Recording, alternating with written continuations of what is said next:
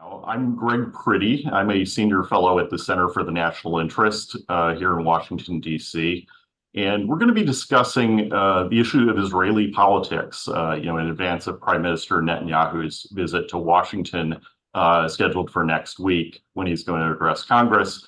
There are a lot of interesting questions right now in regard to how long the coalition will last, whether there'll be early elections, things that could bring it down potentially before then, as there always are in parliamentary systems. And then questions around how does that impact or not impact Israel's approach to the region, the Palestinian issue, and all the other things that they're involved in. And so we have with us this morning two very distinguished guests. Dan Arbel is a scholar in residence at the Center for Israeli Studies at American University. He's a 25-year veteran of the Israeli Foreign Service, serving in senior posts overseas in the US, Japan, and at the admission to the UN, and holding senior positions at the Ministry of Foreign Affairs in Jerusalem. Chuck Freilich is a senior researcher at the Institute for National Security Studies.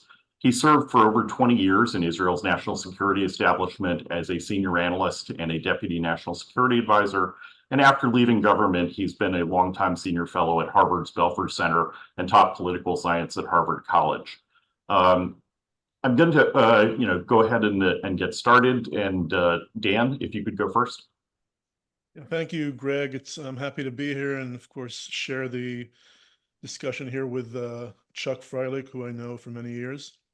Hate to admit how many, but in general, a lot to unpack, and I'll get to it right away. And I want to start that the current Netanyahu government was sworn in December 2022. So it's been in office for just over 18 months. It consists of the Likud party, Netanyahu's own right-wing party, and two ultra-nationalist parties, as I'd like to describe them, religious Zionism and Jewish Power, and two ultra-orthodox parties, Shas and UTJ. Together, they have a pretty solid majority in the Knesset, 64 out of 120. And elections that were held in November 2022, according to the Israeli system, then no elections were scheduled before November 2026 at this point. But again, a lot can change.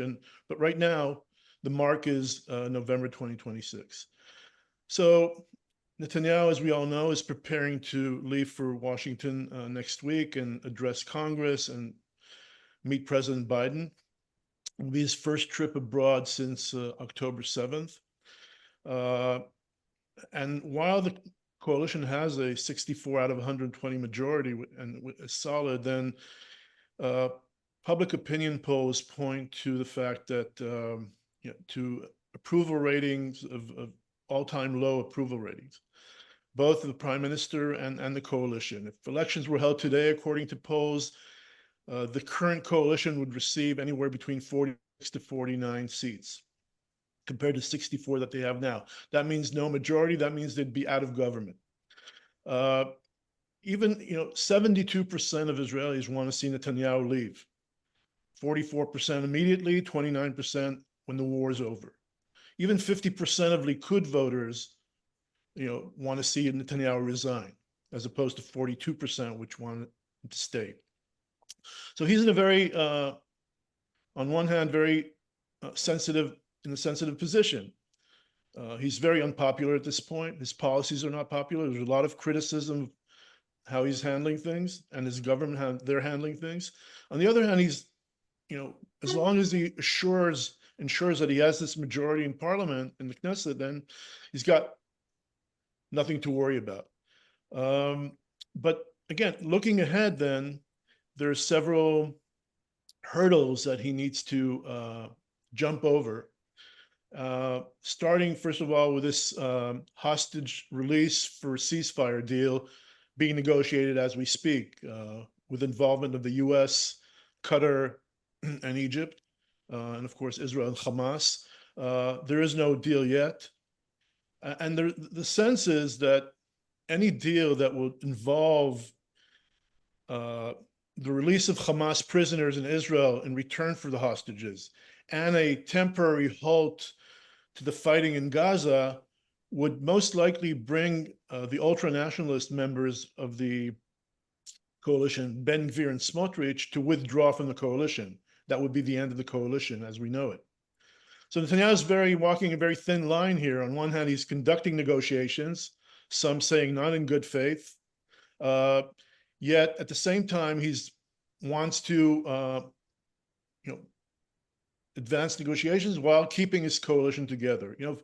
Again, going back to polls, 54% of Israelis don't really believe that Netanyahu is conducting these negotiations with his own political survival considerations being a top priority rather than strategic considerations of getting to a deal. So there's a lot of distrust in his motivation.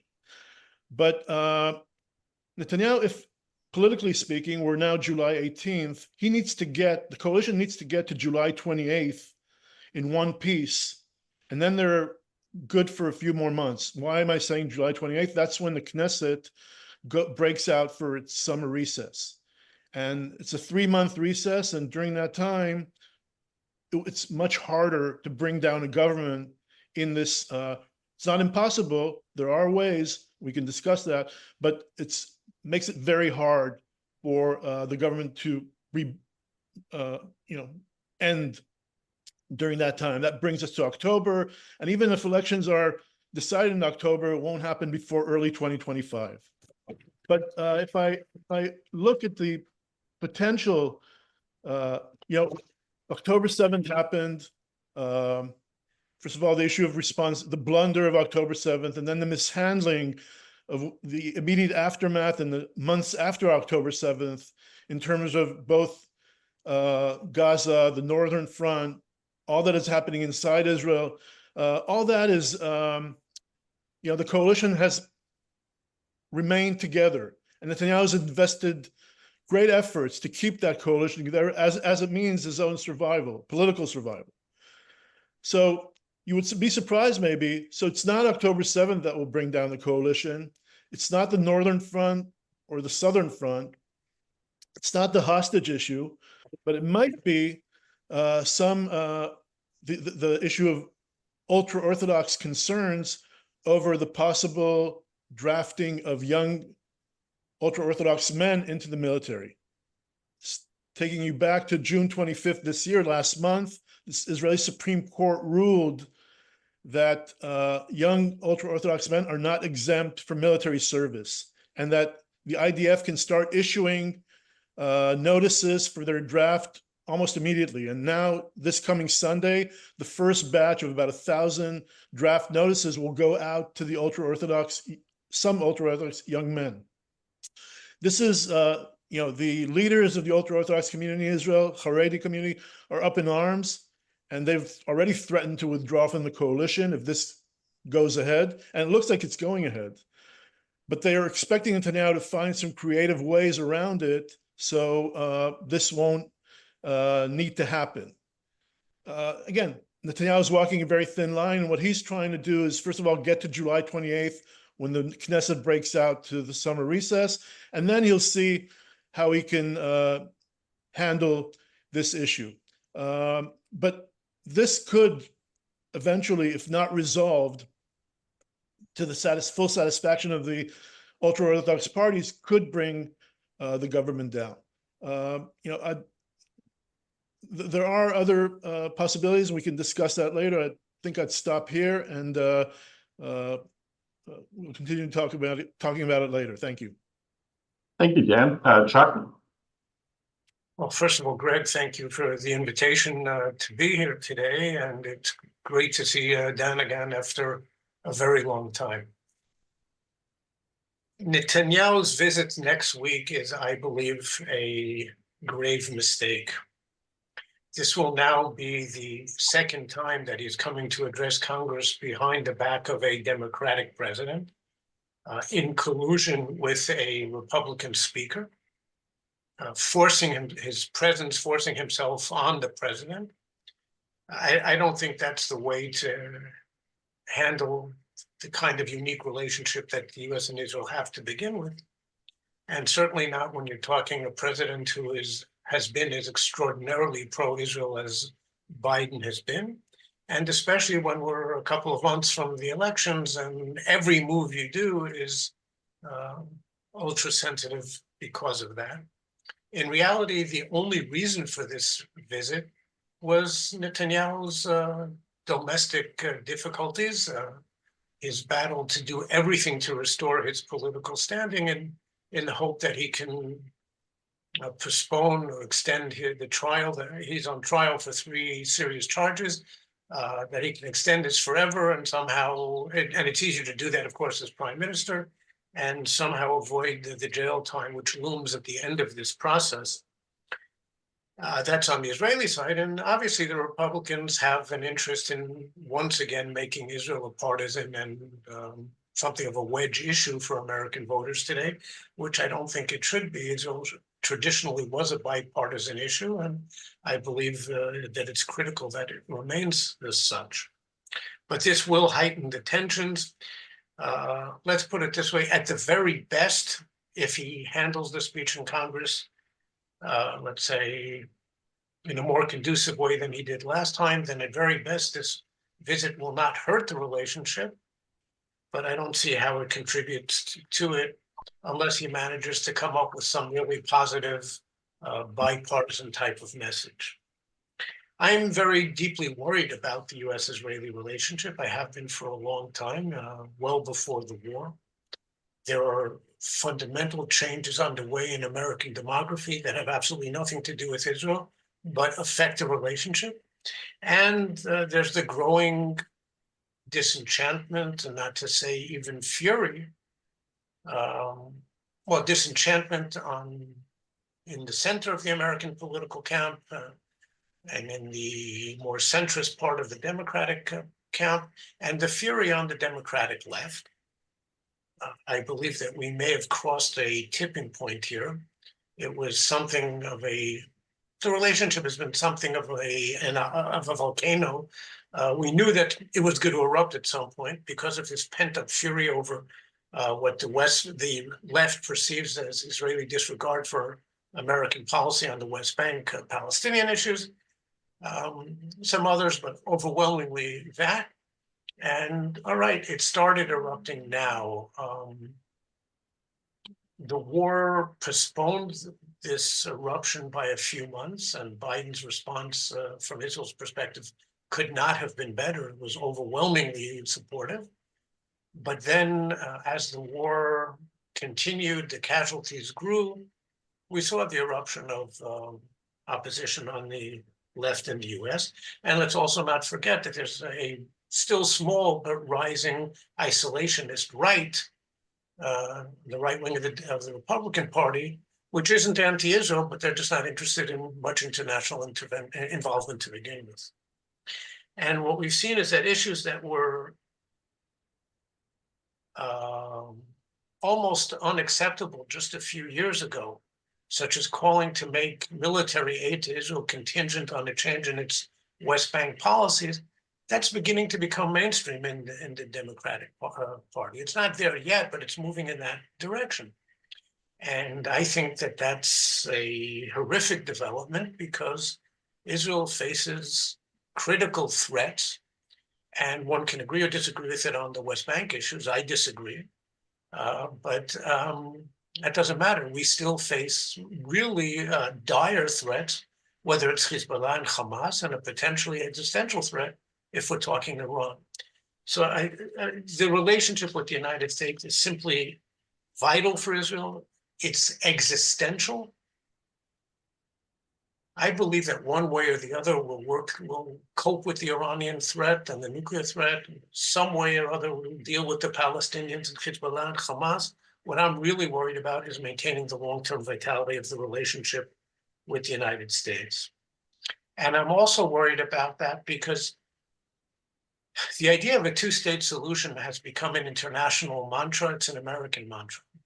Everyone, Democrats, Republicans, favor a two-state solution. I spent my whole life supporting a two-state solution. I believe I thought this in recent years, but now, especially after October 7th, and the polls bear me out, most Israelis feel as I do, the prospects for a two-state solution are either dead or not in the cards for years to come. The Palestinians have rejected every possible opportunity to reach a two-state solution. Incredible offers that Israel put on the table. We have settled the West Bank to the point that if it isn't already, it's beginning to be almost irreversible. And that means we're going to have to look for different solutions in the future. But in the meantime, the American political spectrum continues to speak about two states.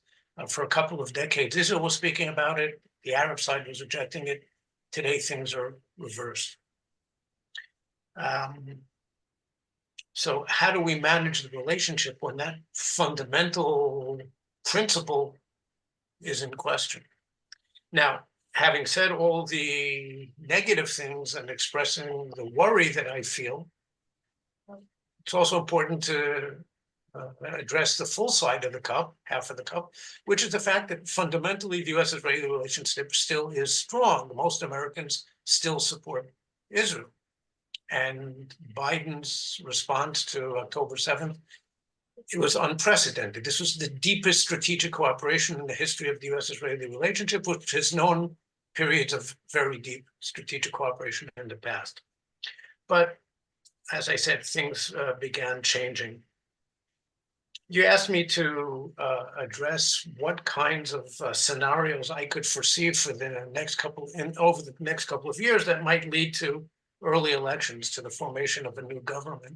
And basically, I accept Dan's assessment. I agree with him. I'm not quite sure that the 64 is quite as strong as Dan presented it. That's the only area where I might disagree. The defense minister, Gallant, is one of that 64, and he's not really there anymore. And the hostage deal could, if it happens, could bring that number down. And it could also lead to, just to a chance vote when I don't know, somebody's sick and somebody's whatever was late to the vote. So you could have some very narrow, at least narrow votes. That won't bring down the government, but it's not a 64 anymore, not really. If there is a hostage deal, I agree. I think it'll bring the coalition down. The ultra-right, the Ben-Gvirs and the Smotriches will bolt a coalition over that. They've stated a position that is so firm that it would be really, really, really hard for them to find a way to back off it. And Israeli politics are nothing if not creative, but at this point, I think that it would be hard for them. And I think that there are others in the Likud who will also not accept a deal. If it isn't perfect, and no deal is, that's the nature of negotiated agreements. So others in Likud may vote as well. The common wisdom among the political class, so to speak, in Israel is that elections will be called in November, December, or either over, as Dan was saying, the ultra-orthodox issues, or if the government, for example, can't pass a new state budget, and by law, if a coalition cannot pass a budget, then they're out. It's hard to imagine, as surprising as this may sound, that it will be a national security issue that brings them down, because if the catastrophe of October 7th didn't do it, it's hard to see what will. And for example, if there's a war with Hezbollah in the next few months, which is a distinct possibility, it will enjoy strong support from left to right in it. And then there's the question of how a new government, if and when it happens, or the next government, how it would handle the primary issues. Now, first of all, I think the entire Israeli political spectrum is going to move further to the right after October 7th, but it's a security right. It's not an ideological one. It's not a settlements right. It's a security right. And getting back to what I was saying about the possible demise of the two-state solution, what was Israel's fundamental demand in this? Peace and normalization, all sorts of things. Bottom line, what Israel wanted from a two-state solution, from any solution, is security. And the question in the past was, could we reach workable security arrangements? And let's say people in the center and the left accepted that we could, even some people on the right. No one is going to buy that anymore. And so I think there's actually a basis for a broader coalition next time, even from the left, certainly the moderate or the center left, but the Yair Golan's new Democratic Party, which is the most left-wing one, all the way to the moderate right, can work together. They can agree just to disagree on this one issue, which isn't going to go forward anyway. So I think we actually could have a moderate, a broad-based moderate party after this. Everyone basically agrees on the Hezbollah issue. Sooner or later, the war is either going to be forced on us or we're going to have to do it. On Iran, there were never fundamental differences. It was just about tactics. We all want to prevent Iran from going nuclear and from continuing to spread its regional influence. Everybody wants to see Saudi normalization. There will be differences between the right and the left on what price Israel should pay, whether it means going forward towards negotiations with the Palestinians. But even people on the left aren't in favor of the US agreeing to a Saudi nuclear program, civil program, but even that. I think the differences between the moderate left and the moderate right over how to proceed in Gaza aren't going to be that pronounced either. Nobody wants to stay there in this part of the spectrum. An overwhelming part of the public opinion doesn't want to stay in Gaza. There will be differences over how to do that. So I'm not sure that the nature of the next government will be very different from some of what we've seen till now. I think it will certainly be a more moderate government. Let me stop there for now. Thank you. So I'm going to follow up with questions and then take a few questions from our audience. I'd encourage people to submit your questions in the Zoom Q&A feature down at the bottom of your screen. But I already have several topics that I thought of on my own. One is, if the hard right would bolt over a ceasefire deal, and that impedes a hostage ceasefire deal from coming into being in the next few months, what happens on the ground in Gaza, do you think? And I'll let you go first, Chuck. Well, and specifically, one of the things that can be concerned among Americans, obviously, is the food aid. Excuse me? The food aid going in and getting more of that in a situation where there's no ceasefire. Well, first of all, let me say that I think the media, international, American, Israeli, have missed one important part of the picture, which is that the war per se ended in January.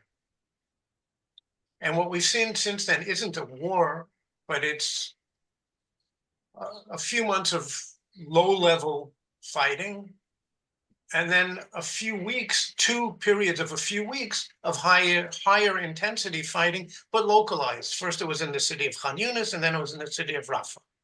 It wasn't in all of Gaza. And then you've seen some Israeli operations here, some Israeli focused operations there. So I'm not trying to say that there hasn't been fighting. There has, but there's a difference between fighting and a war. And I think Israel has basically achieved its military objectives in Gaza. Militarily, Israel has won. Okay, we've largely dismantled Hamas. It'll never be 100%. And the assumption is that at least some low-level fighting will continue for years. There will be counterterrorism operations ongoing. But Hamas is no longer a coherent fighting force. And that was the real military objective. It wasn't political leaders spoke otherwise for political reasons, but it was never to destroy Hamas completely. So from that point of view, the war was a success. I think strategically it wasn't, because Israel's standing in the world is not better today than it was 9 months ago. It's worse. But just on a military level. On the political level, we haven't totally taken them down as the de facto governing body in Gaza. They're the ones who are still calling the shots politically, and there will have to be efforts over the next few months to work on that. But I think the issue won't be in the media quite the way it was. I think Israel was late to, and this is now getting to your specific question about the food aid, humanitarian aid as a whole. Israel was late to understand the critical importance of this issue. And I'm putting aside the normative issue aspect. I think Israel should have taken ownership of the issue from day one, said it's on us, and actually done it, because A, it would have avoided a lot of negative international response. It would have allowed Biden to continue the all-out support of the early months, which is still very strong, but not complete at this point because of the humanitarian picture. In any event, it's never been as bad as portrayed in the media. There was never starvation in Gaza. I'm not saying there weren't certain individuals, but certainly not mass starvation. Israel didn't use starvation as a tool of war. That's nonsense. But as the fighting diminishes, we'll be able to address that issue more effectively. Not sure if you'd add anything to add to that, Dan. So I agree with most of what Chuck said. I think that the IDF has had tactical successes in the Gaza Strip and has practically defeated the Hamas military apparatus. I do see, though, what Chuck hinted to, and what I see as the main problem is that Netanyahu is refusing to put forward a day after vision or specific objectives. And once the IDF can remain there for another 2 years, and then it will be doing the same thing that it's doing now, but without setting clear goals, strategic objectives, and putting forward a plan for the day after, then seriously, what's the point here? In the meantime, almost 700 IDF soldiers have been killed, and people are beginning to question, why is that so? And I think that Netanyahu clearly, again, this is my own personal belief, I think he wants to prolong the war. He doesn't want to end this war. And that's why he's talking about this absolute victory, which 70% of the Israeli public doesn't buy into, or doesn't believe that Israel is even close to an absolute victory. Nobody really knows what this absolute victory is. But from his point of view, letting his foot off the pedal or stopping the war would basically mean that this will open up public discussion, a public debate. Protests will pick up, pressure will build, and so that would kind of start suggesting that the time has come for a national committee, a state commission of inquiry to look at what happened at the October 7th blunder and what happened before and after. And that's not what Netanyahu wants. He wants to remain in power, and his political survival is above everything else. So I'd say that. I just want to say one more word about what Chuck said about Netanyahu's visit. He talked about the aspect of U.S.-Israel relations. I want to talk about domestically.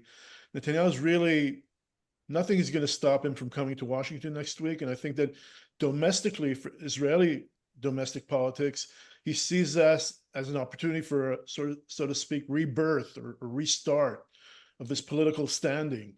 And he attaches immense importance to his speech in Congress, and even more to the meeting with Biden, and he's investing great efforts as we speak to try and rebuild bridges with the Trump camp and to have a meeting with candidate Trump while he's here. That's part of what Chuck has noted, that kind of sticking his finger in the eye of Democrats and the Biden administration, showing them that, he's got alternatives, that he can play, U.S. politics pretty well. And I think that's one primary goal that he has here in this visit. So moving on to the next question, Chuck had mentioned the idea of a drift in the Israeli political spectrum. And certainly when you look at the last 30 years of Israeli politics, there has been a gradual rightward drift that long predated October 7th. And much of what the concern in the West has been is about the lack of a political horizon with the Palestinians. So people look at that and they say there's, even Westerners who are very sympathetic to Israel's security argument that we do not have a partner right now would look at the settlements and say, well, that's closing the door to any future political horizon. And that seems to be a lot of the problem that is agitating mainstream Democrats in the U.S. right now, is that lack of a political horizon. And so, Dan, for you first, but what do you think Israel will do, a right-wing government or a possible future centrist-led government, about trying to manage those Western and American concerns about having a political horizon so that you don't go into the notion of apartheid, which, some people in the Democratic Party have started using?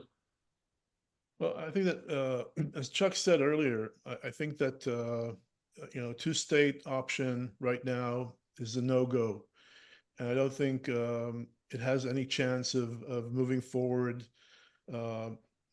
anytime soon, for sure not in the near term, perhaps not in the medium term either. I think Israelis are still traumatized by October 7th. October 7th is very much alive and kicking in the minds of most Israelis. Israelis do not see the footage or what's going on in Gaza, either media censorship or self-censorship of media, or just they're too focused on their own pain and on their own issues than focusing on the other side's problems. And as we've said, Israelis have been moving to the right for decades, and I think October 7th is actually Israelis have further moved to the right since October 7th. So we just saw last night the Knesset vote, 68 members. It's more a declaratory resolution stating in opposition to two-state solution. It's not coincidental that it's on the eve of Netanyahu's visit here, and so I think that from the point of two states, we won't see much, even under a more moderate government that will have right of center elements. What can be done? More of what we're seeing now: economic assistance to the Palestinians, continued security coordination with the Palestinian Authority, more limits on settlement activity, trying to have more kind of, I'd say, grassroots contacts, and perhaps contacts at the higher level between Israelis and Palestinians, more dialogue. But I think nothing that I'm actually suggesting here would actually bring to a major change. And I think that we will see international pressure continue to build up on Israel. We would see some members of the international community claim that Israel's conducting apartheid policies and so on and so forth. Unfortunately, I don't see any kind of magic bullet here that would actually bring to a formula that will be internationally accepted on what Israel does in terms of the Palestinians. Chuck, did you have anything to add to that? A few things, if I could. First of all, the move to the right, I believe, as I said before, is a security move. It's not an ideological one. It's not the religious and the ideological right over the last few decades that wanted to settle the West Bank. These are people, the move to the right is on the part of people from the left who are saying that the solutions that we believed in for years, for decades, just don't work anymore. They may not have worked before October 7th. They certainly don't work today. But you're absolutely right that the lack of a political horizon is the problem. Okay, the Palestinians is the problem in the U.S.-Israeli relationship. If you took that out, we would have a essentially problem-free relationship. First of all, let me just say about the whole apartheid thing. This is nonsense. This is and genocide, and Israel does every possible thing that you could think of Some people have called Israel a Nazi state. Political discourse has become very ugly around the world in general, and Israel does not pursue apartheid policies. The fact that you have a separate road which was paved for security reasons, so it's not that the Palestinians are unequal, it's that there was a security threat. And other things, is there some racism? Of course there is. There's racism in the United States. Does that make the United States an apartheid state? No. Apartheid was a systemic policy of differentiation between whites and blacks on the basis of their congenital capabilities. Nobody in Israel thinks that Arabs or Palestinians specifically are congenitally less advanced than Jews. That's not what this is about. Is there discrimination based on the security issue? Yes. Should we try and resolve this situation? Yes. But I think we have to just put aside this discourse and dismiss the people who use it. That's not to say that they won't continue doing so. They will, and it's a growing problem, but it doesn't describe the situation. Look, I try to think in my overall pessimism about the future in terms of the Palestinian issue, where can we go forward? Because Dan and I at least agree that it's not in the cards at a minimum for the foreseeable future, and I'll say for myself at least, maybe even at all. So what can we do? And I would say two things. I'm not even sure that this can go through the Israeli public today, but the most that could go through is an idea that's called civil withdrawal from most of the West Bank. So Israel decides, making up a figure, we're going to keep 5% of it's not a totally arbitrary number. We'll keep something like 5% of the West Bank. Actually, the range that people talk about is really about 5 to 10%. The rest of it, we have no claims to, and we will begin a process of disengaging from this area, of dismantling the settlements over some time. But the IDF remains deployed there for as long as necessary for security reasons. I think that's the very most that you might be able to get through much of the Israeli public. I'm not even sure that you can do that for the coming years. The other thing I think we have to do is start thinking differently, because in terms of what the final settlement will look out like. If we can't reach two states, well, there's a variation on that maybe, let's say the 95% or 90+% of the West Bank that Israel's going to get out of, hopefully, merges in a confederation with Jordan. And Jordan, by the way, its population is already close to, it's well over 70% Palestinian. So in effect, it is something of a de facto Palestinian state. And now if the confederation is a joining up of two independent states that share some common functions. So the Palestinians have their state on Gaza and the West Bank. Together with Jordan, they have one overall national leadership in terms of foreign policy and defense policy. Jordan is a responsible, moderate player. It's also got a functioning economy. It's got an outlet to the sea. I mean, there would be huge benefits for the Palestinians in merging with Jordan. The Jordanians won't agree to this.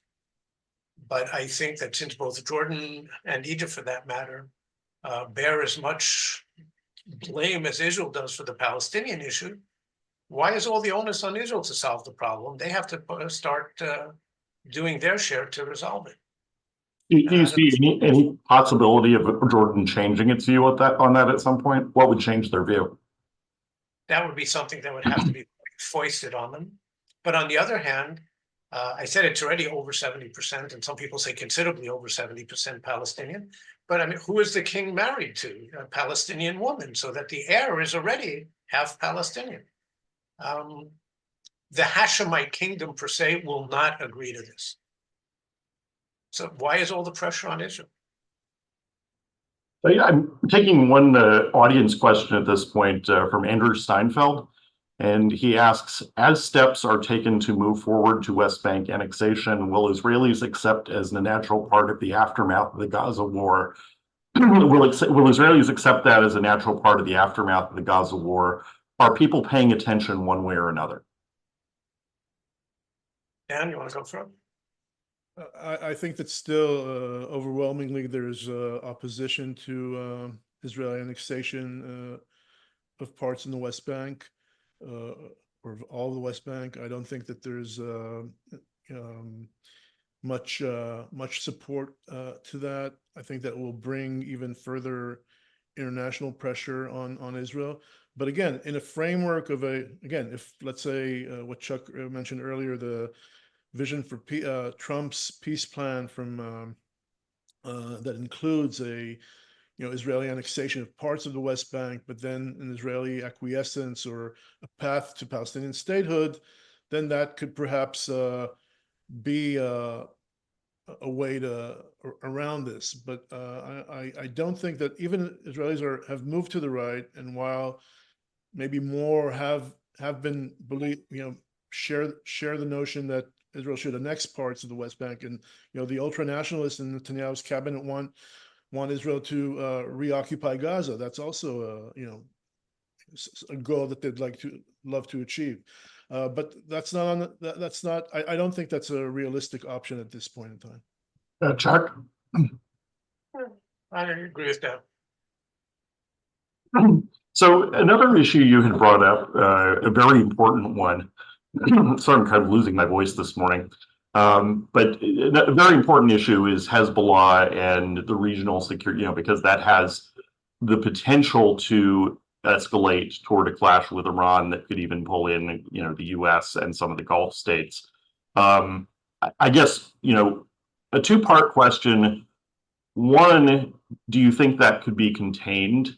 If Israel needs to take action for its security in the north, what do you assess that would be the likelihood of Iran getting involved? Iran clearly doesn't want to be involved in a regional war, but there are things that could get them in. And second, what do you think would be the American attitude toward that under both a Biden or a Trump, or Democratic or a Trump administration? Given that, I would make the observation that, while Trump, it sounds hawkish and is definitely very friendly to Israel, he also has recoiled from clashes with Iran before, when they shot down the Global Hawk drone, and also when they attacked Saudi oil infrastructure, which was certainly something that was shocking to the Saudis, that the US didn't undertake a military response there. But what happens if you need to take action in Lebanon? Well, I believe that sooner or later, we're not going to have a choice but to go to war with Hezbollah. They make or their capabilities at least make Hamas's pale in comparison. They have something like 150,000 rockets aimed at the Israeli home front. And that means that the next war will lead to a level of destruction, not to say devastation, on the Israeli side that we've never experienced. On the other hand, we can't continue living forever under the specter of this threat and with ongoing limited attacks on our border. And at the moment, somewhere between 60 and 80,000 Israelis, which may not sound like a huge number in American terms, but multiply it by 40 to make it proportional per capita between Israel and the US, and then you understand how big a number it is. Those people have been displaced since October 7th. They can't go back to their homes because they're all being targeted daily. In the end, probably many of them will resettle elsewhere in Israel. But in effect, a part of our country has become a no man's land that we can't enter. So we can't allow this to happen, and we can't continue allowing them to build up even more with, it's basically Iran doing it. I don't think we can afford to do it at the moment. There's too much traffic at the same time, so to speak, that can't bear the traffic. There's still some combat going on in Gaza. The IDF, the reserves especially, but the IDF as a whole are a bit exhausted at the moment. It's 9 months of fighting. The IDF isn't built for that. There are many reservists who've done a half a year of service in this period, and they've got jobs. They're students in college. They've got families that they haven't seen very much of. They've got businesses which have collapsed, I mean, it takes a huge toll on the reserves, and the regular forces are tired as well. Mostly, I think just the international response at the moment and the American response would be such, given the overall atmosphere, that Israel can't do it now or shouldn't do it now. But eventually it's going to happen, either because we decide enough is enough, or because Hezbollah decides with Iranian encouragement that now they want a big conflict. For the last 9 months, both sides have really kept it to a certain level that was below, we call it being below the escalatory level. If and when it blows, I don't think Iran wants to get directly involved. They're quite happy to fight to the last Hezbollah or Hamas fighter. There's a question whether Israel, by the way, should escalate and go beyond Hezbollah and say enough is enough and attack Iran directly even. Why do they stoke all of this? And why do they provide all the arms and the training, et cetera, and they sit back and enjoy impunity? They don't get touched. I'm not sure that there will be the kind of regional escalation that the US is afraid of. It is certainly a possibility. I think a lot of the reporters and the pundits who talk about this tend to immediately leap to the worst case scenario, that it becomes a regional war. It doesn't have to be at all. Could be, but it doesn't have to be. And it will also be a function of how the US responds in the beginning, because if Biden deployed 2 aircraft carrier groups and other assets to the region when the war in Gaza broke out, and Hezbollah and Iran basically sat back because they know who wins in a direct conflict with the US. So they kept things at a low level. So if there's a forceful American response from the outset, then it doesn't have to escalate or expand. I am concerned about a second Trump term. Trump was very good to Israel in some ways in his first term. Recognition of Jerusalem as the capital, of the Golan Heights as part of Israel. The withdrawal from the nuclear deal, I believe, was a historic blunder. But overwhelmingly, he was very, very favorable to Israel, at least to a certain kind of Israel. I don't know what he's going to do in a second term when he doesn't owe anything to anyone at this point. He could continue being very favorable, even more so.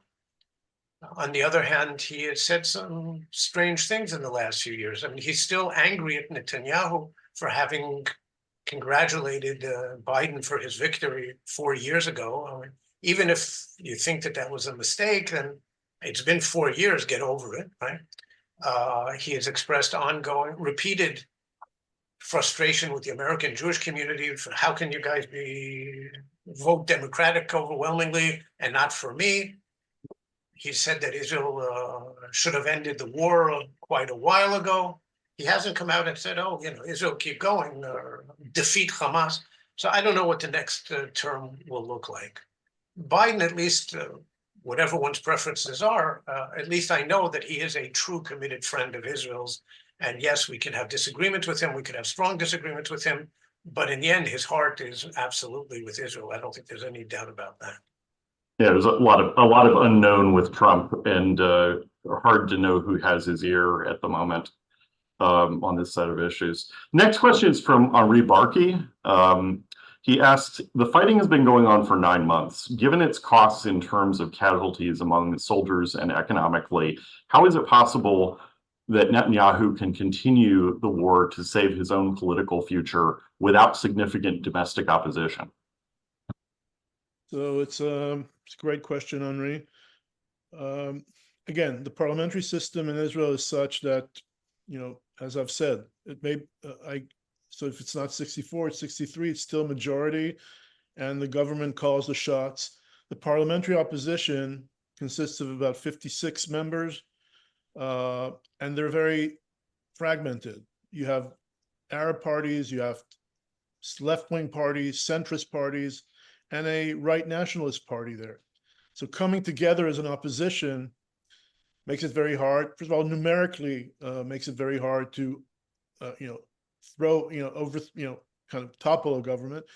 And also in their the daily functioning of the system, political system, it's also very hard for the opposition to come together as a cohesive group and focus on issues. But there's also what's outside the Knesset, outside Parliament, in the Israeli street.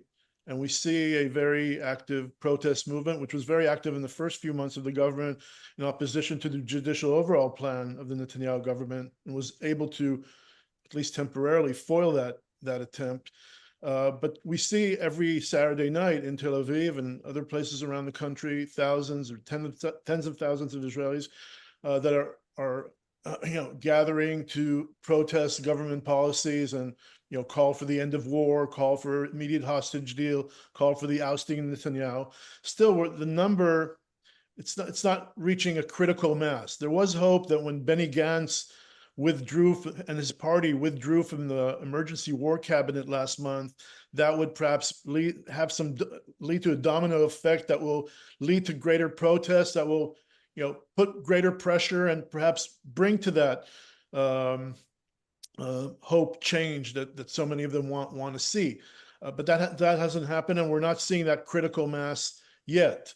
But again, in the months to come, with reservists coming back home, with more and more people out in the streets, that could have an effect. But it's very, very hard for the opposition in this system, as long as the coalition is keeping their the cohesiveness together to do anything more than that. So they can talk, they can debate, they can be in the media, and they're doing, some of them are doing a very effective job, but it's not enough to overturn government decisions or the direction in which the Netanyahu government is now heading. Chuck? I think Dan covered it. Yep. One more question from the audience. This is from Julia Safar-Dana. Is there an opportunity for Israel to ally themselves with the Iranian people that overwhelmingly dislike the Iranian government? Chuck, do you want to? Look, Israel has no problem with Iran, certainly not with the people of Iran. The problem is with the Islamic Republic. We had diplomatic relations, they had a strong military relationship with the Shah. That changed overnight when the Islamic Republic came in. I don't think that there's really any reason for this enmity. And by the way, we're caught in a spiral, an ongoing spiral of escalatory moves. Every time that we do something that we consider defensive, well, in Tehran, it looks offensive. Every time they do something they consider defensive, it looks offensive in our eyes. So we're caught in this cycle. But that's not to say that there aren't really there isn't honest enmity in Iran, at least in the Islamic Republic, towards Israel. And this, unlike, let's say, the Palestinian issue, where I believe Israel has its own real positions, its own demands. In the end, the only thing we want from Iran is leave us alone. They're about 700 miles away from Israel at the closest point. We have no common border, so there's no border issues to fight over. There are no common resources, no ethnic groups, population groups of any sort to fight over. None of the classic reasons for an interstate rivalry. What it comes down to is the Islamic Republic. And I believe that in the end, they have a problem with any non-Muslim majority state in the region. If it was a majority Christian state, they'd have a similar problem. They can live with non-Muslim minorities in Iran itself, and there's a sizable Christian minority in Iraq and in Syria and in Egypt. They can live with all of that. But a majority Jewish Israel is something that I think they have a fundamental theocratic problem with. So as long as they're in power, unfortunately, I don't see anything good happening. If and when there's regime change, God knows when that will happen, then things could change. And then we can certainly align with the people.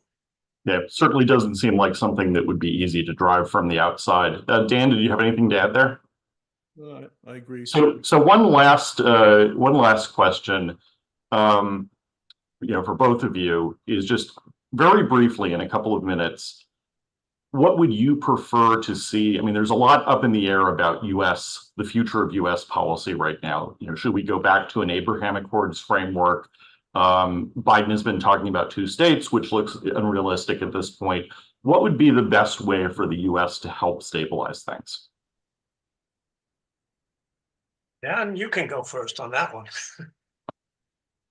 Look, I think that the idea at the core of the Biden administration's initiative of resolving Gaza, achieving a ceasefire for hostage release deal, and built upon that to bring to a regional coalition of Arab Sunni moderate states together with Israel, makes the most sense. But the missing piece here, and we've talked that at length, is the Palestinian issue and what would Israel need to do in terms of the Israeli-Palestinian conflict. As if statehood is off the board, then what can suffice in terms of those Arab countries? So I think that while the Biden administration is still involved in that, is still trying to advance that and look at ways of circling the square or squaring the circle, we're still far from.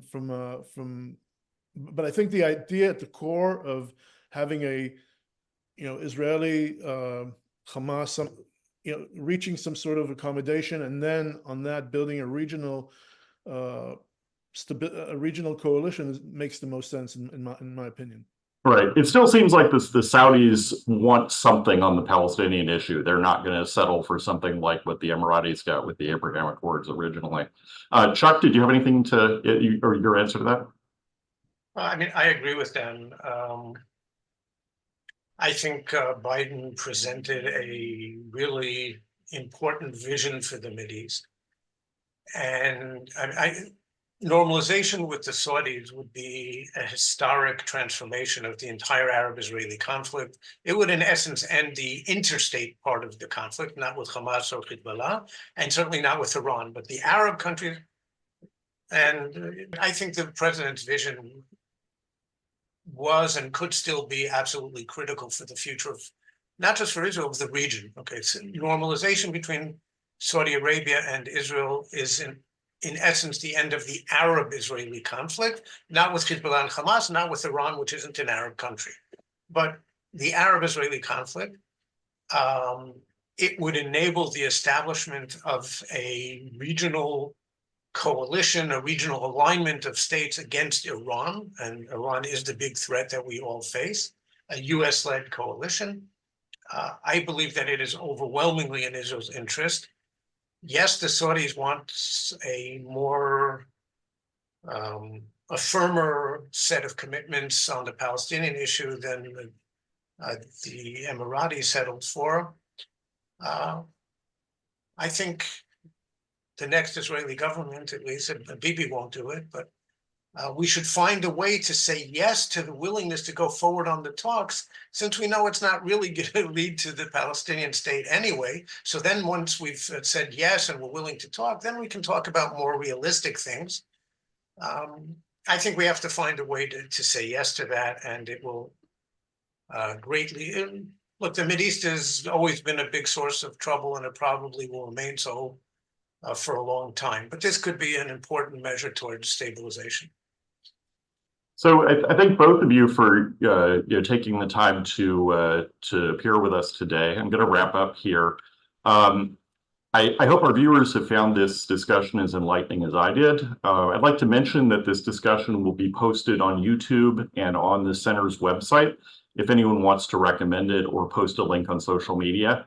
Thank you, and that concludes our session. Thank you. Thanks for having me. Thank you. Good day.